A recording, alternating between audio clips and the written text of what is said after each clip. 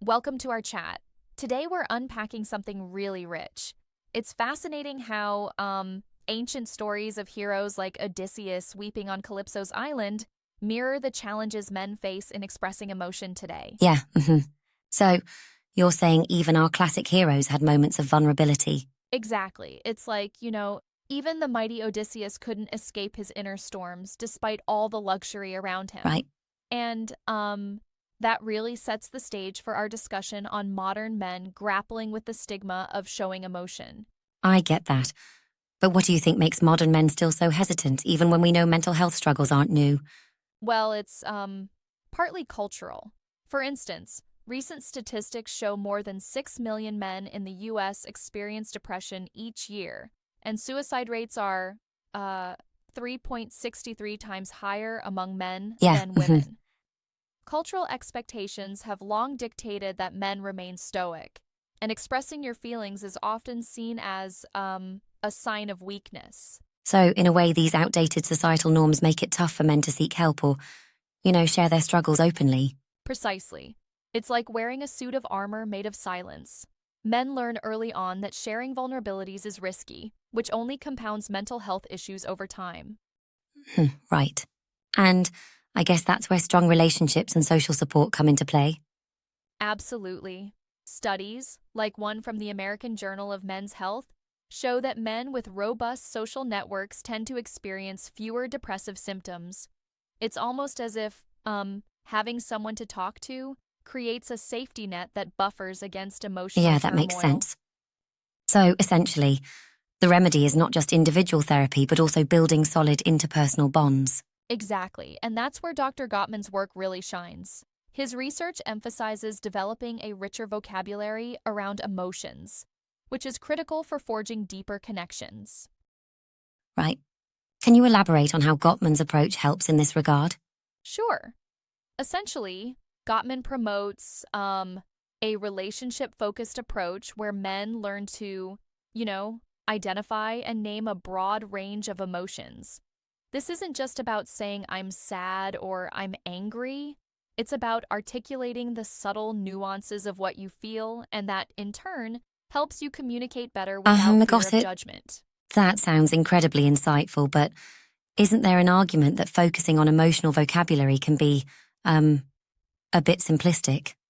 Like we might be missing out on deeper structural issues? You raise a good point. I mean, while it's not a catch all solution, having a precise emotional lexicon is a foundational step. It doesn't solve every problem overnight, but it does help men break free from the chain of emotional dismissiveness and opens the door to real dialogue. Yes, and, is there strong evidence behind this approach? Oh, absolutely. There's a growing body of research that supports these methods.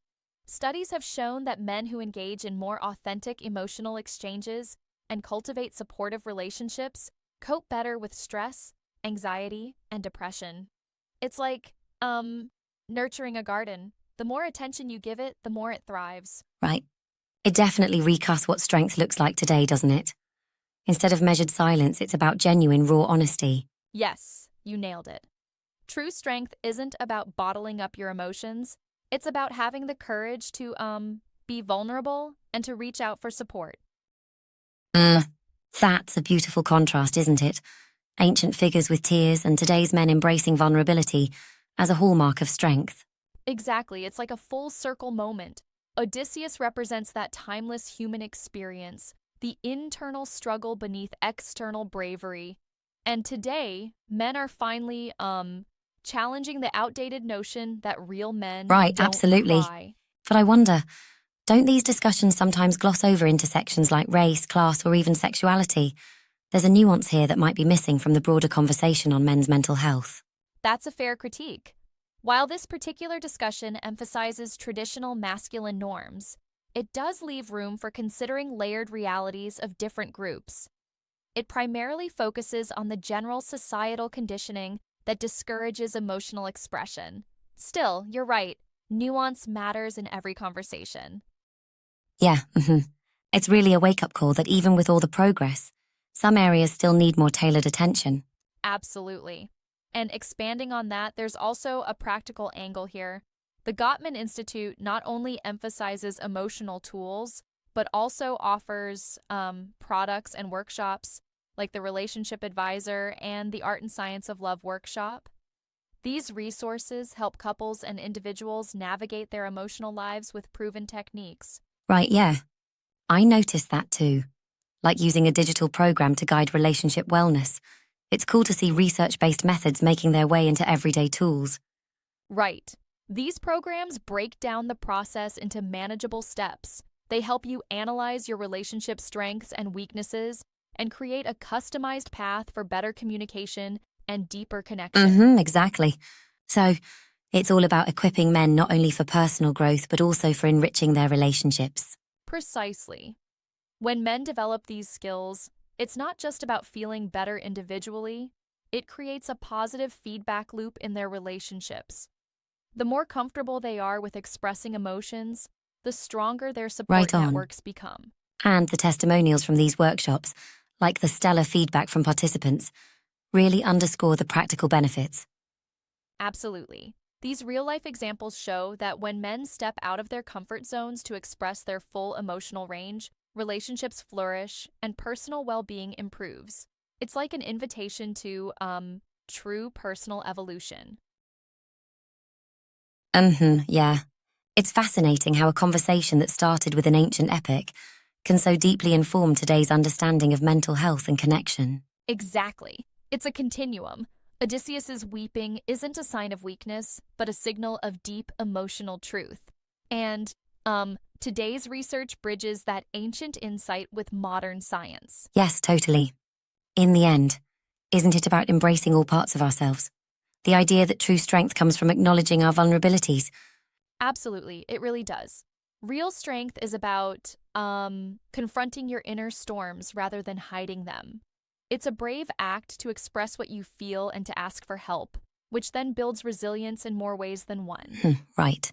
And that kind of resilience is what can redefine masculinity for the better. Exactly. It's about shifting the narrative from silence and isolation to openness and mutual support. When men dare to cry, they're not weak. They're, showing true Yes, exactly. courage. The journey from ancient tears to modern understanding is quite inspiring. It opens up a path for healthier, more compassionate lives. Right. It's like every tear can be a step toward a more genuine connection with yourself and others. Our discussion really highlights that tapping into your emotional life is not just important. It's essential for well-being. Absolutely.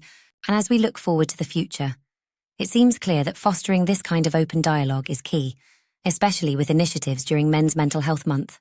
Yes, indeed. It's a call for every man to redefine what being strong means. It's about embracing your feelings, seeking help, and building, a robust support system that lets you grow and thrive. Yeah, right. It's been a deep dive into the evolution of masculinity and the power of vulnerability. A genuinely enriching conversation. Absolutely. Thanks for joining in this candid exploration. It's been truly illuminating to see how ancient wisdom meets modern science to shape our understanding of emotional strength.